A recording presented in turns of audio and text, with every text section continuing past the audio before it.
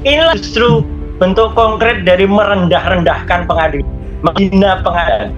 Siapa yang bilang dia akan datang kalau dipanggil pengadilan? Nyatanya, ini fakta. Tadi siang tuh ada mediasi yang seharusnya dia datang. Dia nggak datang, malah nemuin nyanyi di rumahnya. Padahal ada orang, kecuali orangnya di luar negeri loh ya. Para pelapor yang pakai alasan nggak jadi lapor karena ditunda karena lagi di luar negeri. Baru saya kata, oke, ini Jokowinya ada di Solo, ada di rumah, malah menemui penyanyi dibanding datang ke persidangan. Kalau ke persidangan bawa ijazahnya, insya Allah ya Pak Dr. Taufik dan para penggugat di Solo itu clear, itu udah selesai. Lah malah enggak. Apa? Semua orang Indonesia pasti mencatat kata-katanya. Saya akan bawa kalau di tahap pengadilan. Tadi Solo itu yang minta siapa? Pengadilan kan? Jadi nggak datang, udahlah jelas gitu. Polemik mengenai keaslian ijazah Presiden ke-7 Republik Indonesia Joko Widodo alias Jokowi kembali menjadi sorotan publik. Gugatan demi gugatan dilakukan oleh masyarakat. Polemik panjang ini telah berulang beberapa kali sejak pertama kali muncul 2019 lalu.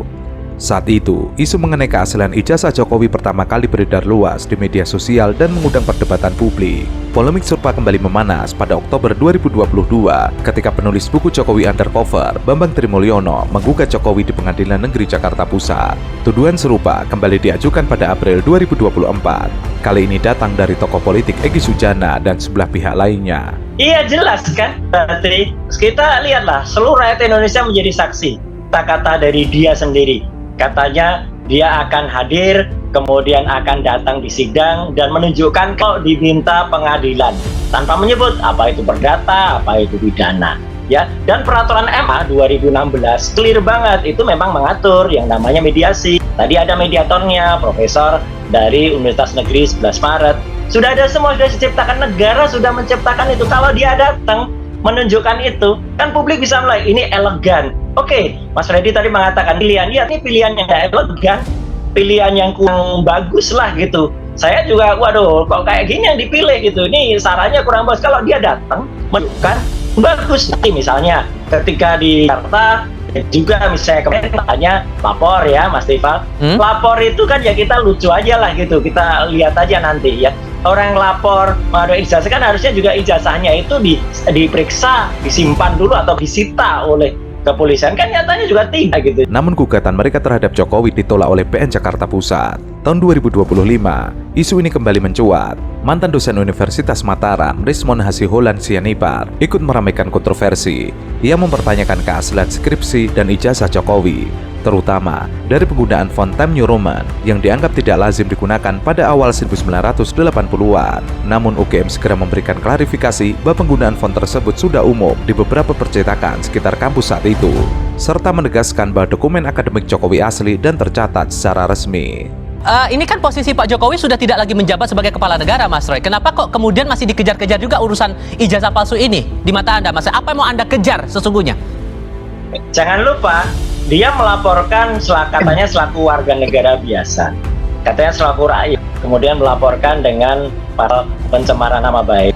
Tidak akan pernah lupa, Mas, bulan Februari 2025, baru 3 bulan yang lalu, ya kalau lupa tolong diingatkan ya, Mas dan Mas Reddy kalau ketemu. Dia itu sekarang pejabat negara lagi, sebagai Dewan Pengarah Danantara.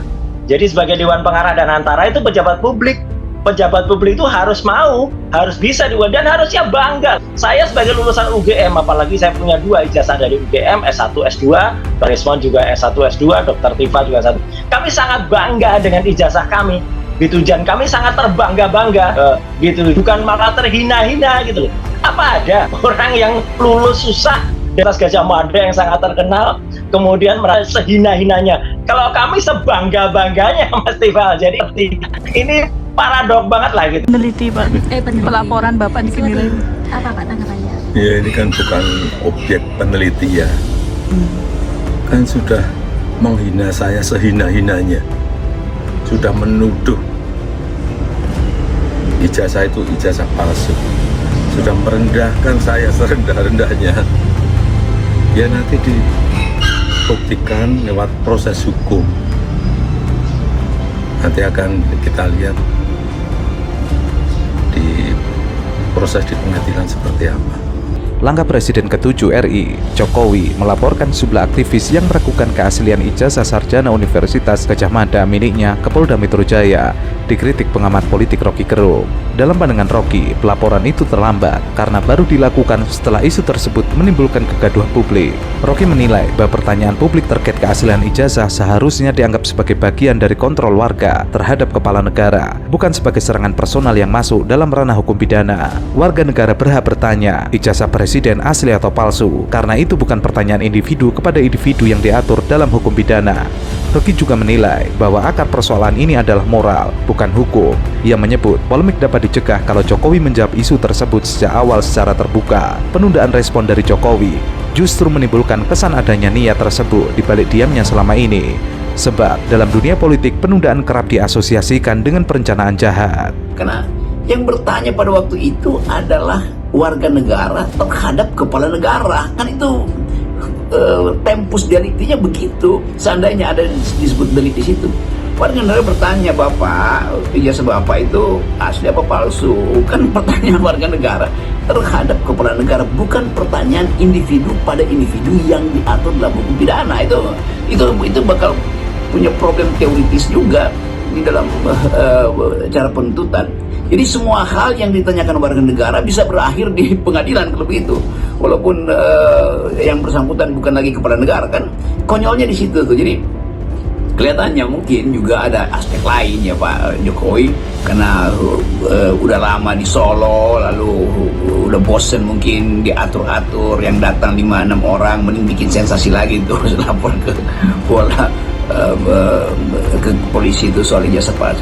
Tapi kita melihat konsistensi dari isu ini, tetap ini adalah isu moral, bukan isu hukum tuh.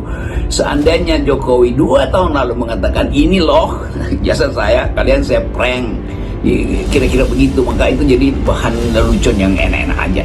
Tetapi setelah 2 tahun, setelah banyak korban karena soal ini, setelah perselisihan bangsa itu, setelah isu ijazah palsu menimbulkan perselisihan tuh, saling membenci, saling